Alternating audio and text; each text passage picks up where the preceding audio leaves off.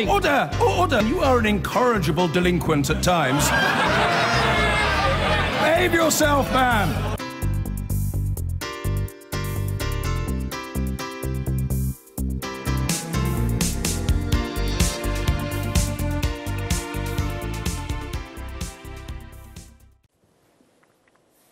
Let's bring a bit more on that first ever strike by workers at McDonald's restaurants in the UK. Something like 14 people, we're told, took part in the industrial action, demanding a pay rise to £10 an hour and an end to so-called zero-hours contracts. Let's turn to the Deputy General Secretary of the TUC, Paul Novak, who joins us from Central London. I was just querying those figures, actually, Paul Novak, because I've read somewhere it was 40. Do you know how many people took part? I don't, Colin. This is obviously two restaurants. They don't employ huge numbers of people. But I think, just to say, I think this is a pretty historic moment. This is the first time that we've seen industrial action in any multinational fast food restaurant chain here in the UK. And I think it sends the message that it doesn't matter who you work for, how insecure your job is, how low paid you are. You can join a union, stand up together with your workmates and make a difference to your working conditions. I was on the point of saying, what's their beef, before I realised what... Sorry, before I realised what I was saying. What's their problem with McDonald's? Well, I think there's a number of issues. First of all, the issue around zero-hours contracts, and the reality is a lot of these workers are working in a very insecure way. They don't know from one week to the next how many hours they're going to be working, how much is going to be in their pay packet. There's an issue around pay. Lots of people in McDonald's paid barely above the national minimum wage, and what they want to see is to sit down and negotiate with the company to get up to £10 an hour. And then there's just the whole issue about having a voice at work and some respect at work, because when there are issues and problems at work, you want an independent voice to be able to turn to support you in raising those issues with your employer. And McDonald's, along with a number of other fast food restaurants, and in fact large parts of our hospitality sector and catering sector in particular, doesn't recognise a union. Yeah, I mean, they will say, McDonald's, that they employ 115,000 people in the UK, and the majority of them must be fairly comfortable with what they're doing, otherwise they'd have reached for the cudgels a while ago.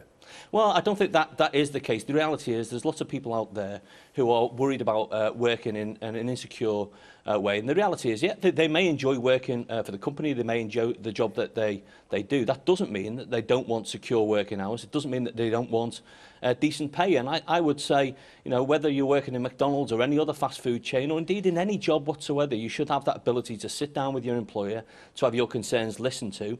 And I think it would be good for McDonald's and the sector as a whole to think about better supporting the people they employ. Let's face facts, this is a company that made a profit of £250 million last year. They can afford to pay a tenner to the people working in their restaurants. They say that since April last year, pay's gone up, I think, 15%. So they would say that the direction of travel is upwards.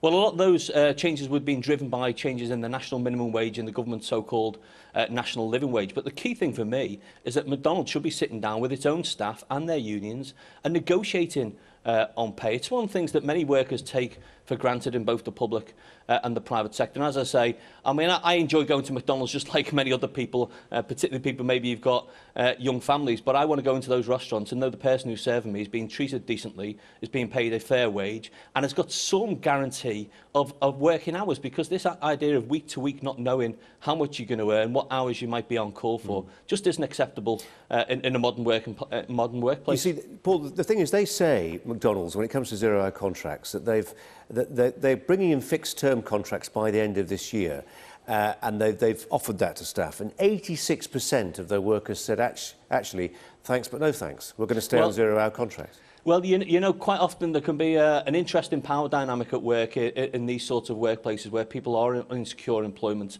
are in low-paid employment. Quite often people think, well, what answer does the employer want me to give? And I would say that there is no substitute for having that independent voice. And if McDonald's is serious about this, you know, walking the walk on zero-hours contracts, not just talking the talk, they'd sit down and negotiate with an independent union and listen directly to the concerns of their workforce. Aye, but you wouldn't deny, would you, that there are some people, and it may be a fairly significant proportion of any workplace, who actually quite like the flexibility of zero-hour contracts? You know, there will be some people who do want that flexibility, but the reality is there's now 1 in 10 of workers in this country are working in vulnerable employment, either on zero-hours or short-hours contracts, for agencies, on casual contracts.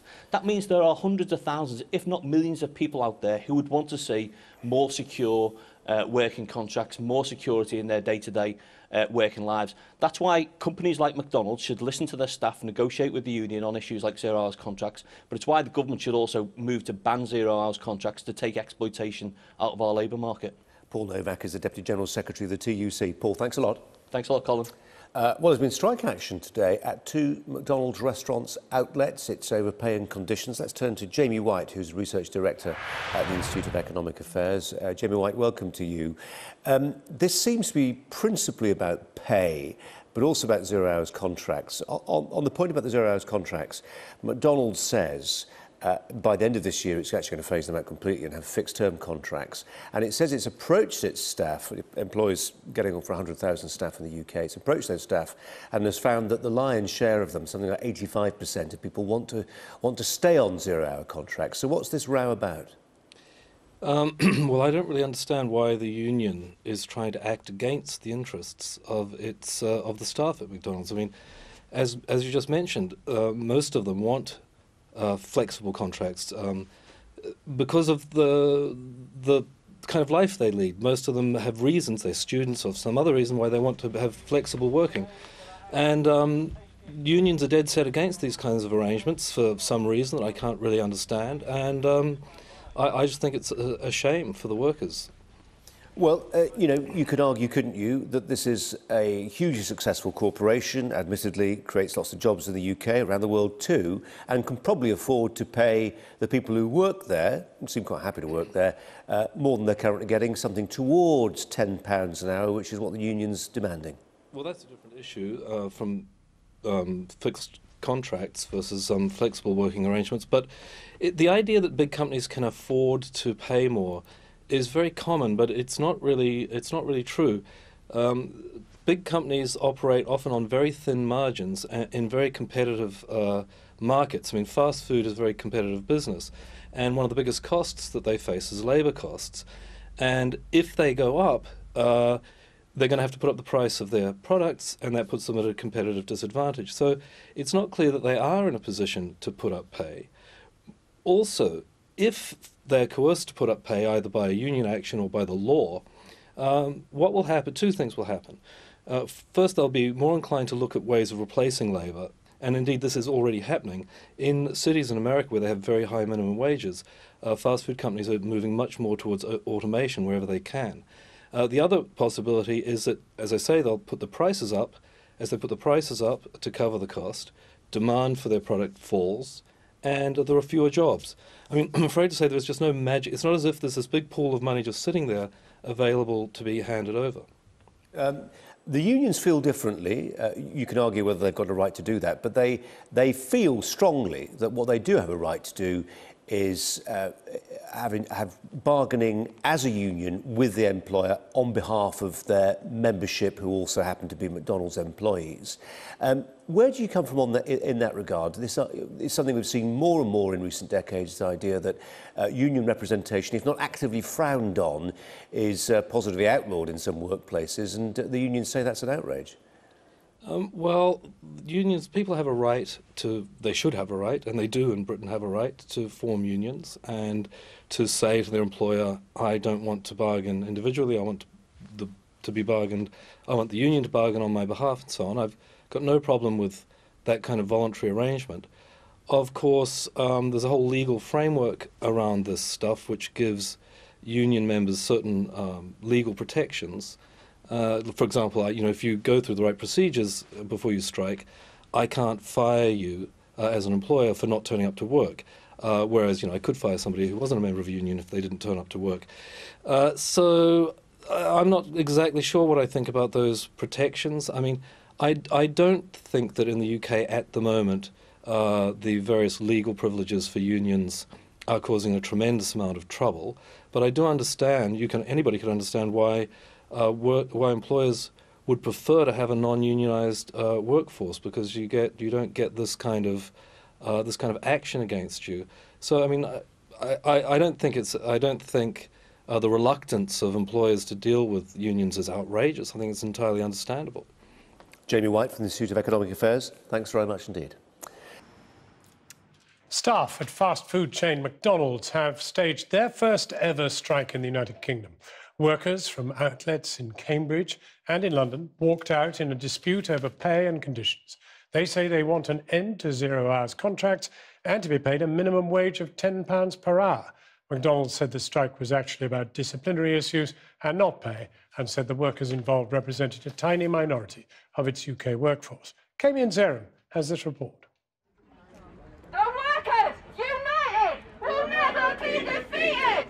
A picket line and a workers' call to arms. Nothing unusual here, except this is McDonald's, the world's second largest employer, and in the UK, the first time its workers have ever gone on strike.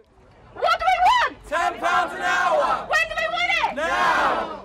Staff in 2 McDonald's stores, members of the Bakers, Food and Allied Workers Union, are demanding a £10 an hour minimum wage, full union recognition and an end to 0 hours contracts. They took their protest to Parliament this morning with a litany of complaints, from allegations of localised bullying in McDonald's Cambridge and Crayford branches to institutionalised exploitation. We've had the schedule go up as late as 10 p.m. on a Sunday night, and the store opens at 4 a.m. So I think that's about 6-7 hours notice to come in the next day. And then if we need to book appointments for medical reasons or whatever, they get funny about it, like, oh, why can't you come in? But we've got such short notice to plan our lives outside of work that I think it's really unfair. If Sam had a penny for every time he was asked that. It's not quite the family-friendly image the Golden Arches built their brand on. McDonald's won't comment on individual claims of mistreatment, but they do say workers are free to join a union if they wish, and they estimate those on strike today represent less than 0.1% of their UK workforce. Still, ending 0 hours contracts and increasing the minimum wage are official opposition policy. Change employers like McDonald's and you change the high street, so the argument goes. But at what cost? The small companies that might have some difficulties in implementation fairly quickly, we'd assist them through support from government. It sounds a bit red tapey. No, it isn't. It's been done in the past, and it's a mechanism that's been used in the past. In New Zealand, Parliament recently introduced a series of improvements to workers' rights, but only after a high-profile union campaign persuaded the mighty McDonald's to do so first. What happened is McDonald's felt the community turning and saying this isn't right. We are coming here as customers. We don't want to feel bad about giving our money and bringing our families here. And ultimately, that's what put the pressure on. And so, the people that really matter, McDonald's customers. The lunch rush at Crayford today, just like any other day. The fact that they're on strike, would it make you think again? Would it make you think, you know what, I'm going to take my custom elsewhere? No, probably not. She wants McDonald's. We're going after. She wants McDonald's. Happy Meal. Yeah. So yeah, no, it wouldn't change our minds, would it? But you'd like them to change the way they treat their workers? Yeah, it's not fair, is it? Don't stop me. I just want them. If the standards improve for the workers, then everything improves.